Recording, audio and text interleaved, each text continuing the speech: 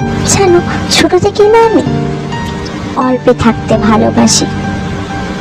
অল্পতে আমি খুব ভালো থাকি, কিন্তু আমার যে একটা খারাপ অভ্যাস আছে,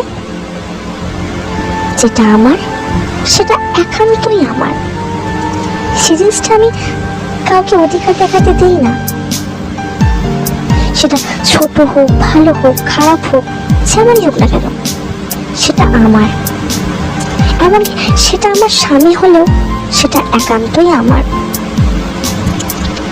আমার স্বামী যখন কাজ থেকে ক্লান্তি হয়ে ফিরে,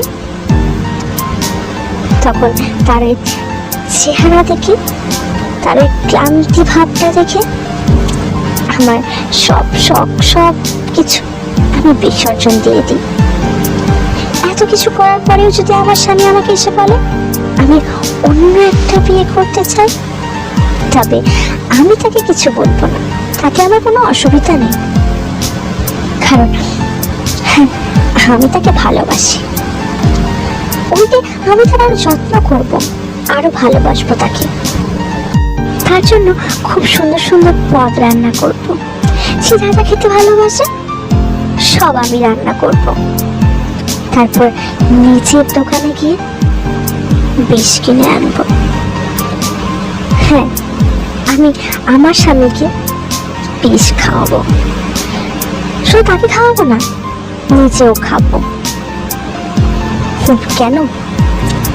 কারণ হলো, তাকে যে আমি ভালোবাসি, সে যে একান্তই আমার। নারীরা তো মায়ের পেটের বোনকেও স্বামীর পাশে সহ্য করে না, তাহলে আমি কেন সহ্য করবো অন্য কোনো নারীকে তার পাশে? কি করে সহ্য করবো বলো? আমি এত মহৎ হতে পারবো না নিজের স্বামীকে অন্য কারোর হাতে তুলে দিতে। ওই যে বললাম, আমার একটা খারাপ অভ্যাস, যেটা আমার, সেটা একান্তই আমার, অন্য কারো না, একমাত্র অধিকার আমার। বুঝলে প্রিয় স্বামী, তোমায় আমি বড্ড ভালোবাসি।